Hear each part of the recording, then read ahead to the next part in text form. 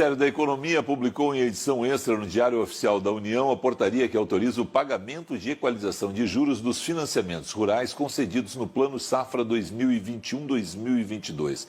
Para a gente entender o que está acontecendo, quem nos explica é o advogado, especialista em direito bancário, Donato Souza. Doutor Donato, boa tarde, obrigado por conversar com o Band News TV.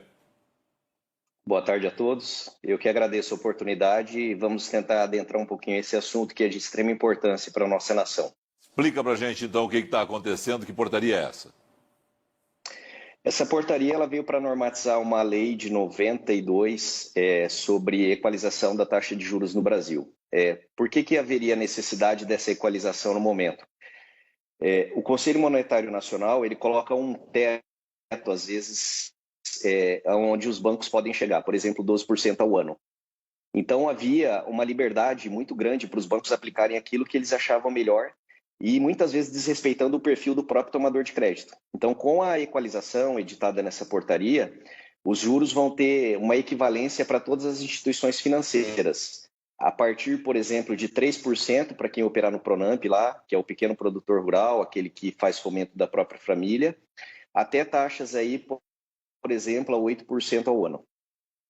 Bom, vamos lá. A questão para o produtor rural nesse momento, então, tem uma situação de tranquilidade, de normalização para ele, é isso? Ele vai começar a ter mais segurança e, através dessa portaria, para ele poder compreender, quando ele vai a uma instituição financeira, qual é a taxa de juro que ele tem que pagar. Uma observação muito importante nesse ponto é ele não cair em ciladas, por exemplo, onde o banco está com uma taxa atrativa, que o governo é quem está subsidiando tudo isso, mas o banco coloca ali um spread em cima dessa operação. Então ele diz o seguinte para o produtor rural, o custo do governo federal é 4%, por exemplo, a taxa de juro, mas o banco vai cobrar mais 3, 4% em cima para colocar, às vezes, um pouquinho mais de recurso próprio, porque muitas dessas argumentações que os bancos lançam, elas não são verídicas. Elas têm única e exclusiva finalidade de aumentar o custo de uma operação. Então, é muito importante conhecer a normativa, como ela funciona, para que as pessoas comecem, para que os agricultores não caiam em ciladas como acontecia antigamente. Certo. Agora, vamos combinar, né?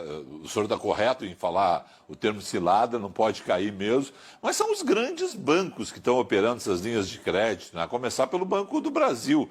Quer dizer, e os produtores rurais brasileiros hoje têm aí um excelente nível de conhecimento. Ainda se arriscam muito a fazer esse tipo de coisa?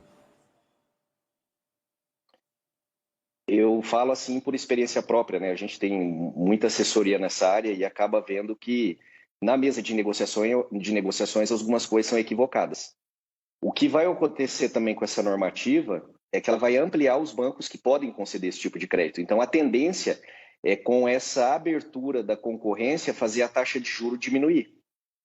Uma outra questão que o produtor tem que tomar cuidado é se esses contratos têm cláusula de capitalização dos juros que vão ser aplicados, porque a capitalização, como são contratos de longo período, por exemplo, aí 10 anos, se ela for uma capitalização diária, ela torna aquele custo que tem perfil de fomento ficar mais caro e não se adequar à operação que ele necessita.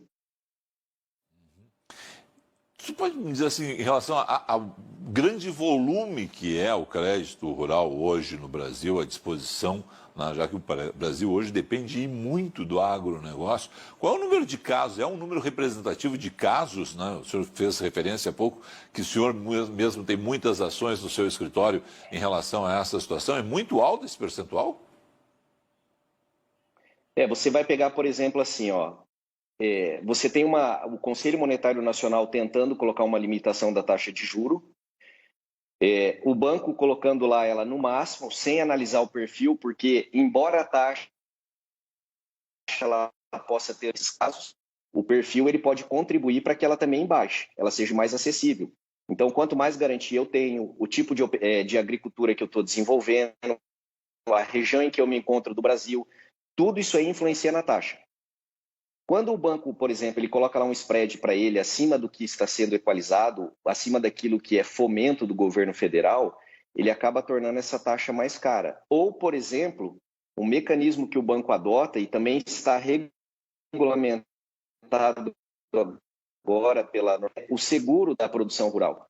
Então, quem normatiza isso aí é um órgão privado e lá você encontra as diretrizes para se aplicar uma apólice de seguro.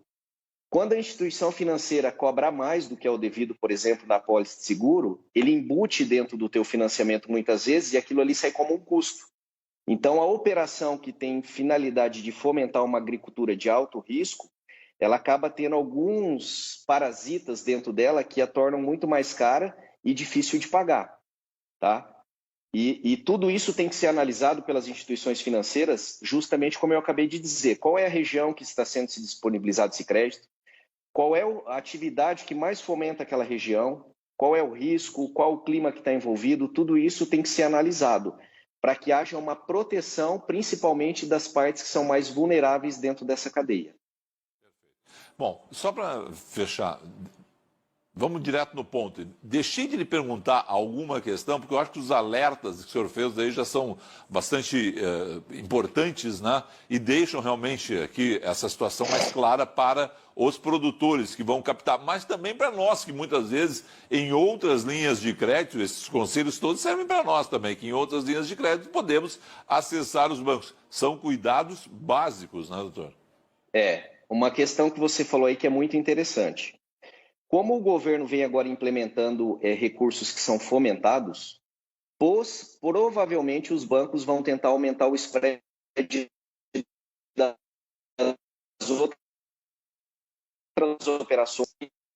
Então, pode ser que do outro lado da cadeia, nós, consumidores de outros recursos bancários, tenhamos aí um juro mais caro. Nessa particularidade aqui da equalização, o que vai se ficar agora muito gritante? A questão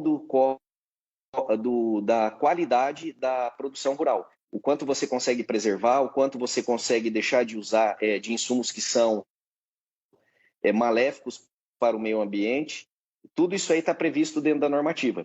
Ela tem justamente esse objetivo de induzir, não sei se essa seria a palavra mais correta, mas fazer o agricultor brasileiro começar a se preparar para esse mercado que está exigindo que produtos para serem comercializados tenham uma cadeia natural maior de produção.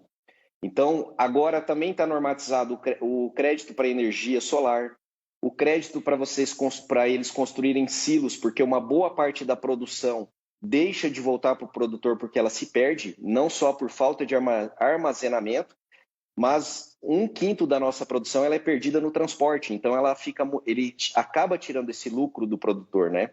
Por isso que o que o governo está tentando fazer é trazer essa equalização para tentar tapar esses buracos e tornar mais rentável a produtividade. E lógico, o governo não está dando nada gratuito. Ele tem um estudo já sobre isso aí, do quanto vai potencializar o ganho através das tributações que vão ocorrer nessa cadeia de produção. Então, aquilo que é fomentado pelo governo, que é crédito mais barato, no outro lado vai voltar como impostos em benefício de toda a população. Perfeito. Doutor, quero agradecer muito ao senhor, né, desejar ao senhor aí um excelente final de semana e fica o alerta, portanto, para os produtores rurais em especial, nessa equalização de juros do crédito rural, observar bem os contratos e principalmente as questões ligadas ao longo prazo, é isso, né? Eu que agradeço, muito obrigado pela oportunidade e realmente observar não só estarmos preocupados se a legislação é benéfica ou não, mas interpretar muito bem esses contratos e o que está sendo negociado naquele momento. Perfeito. Obrigado ao senhor aí, um excelente sábado. Bom fim de semana a todos, hein?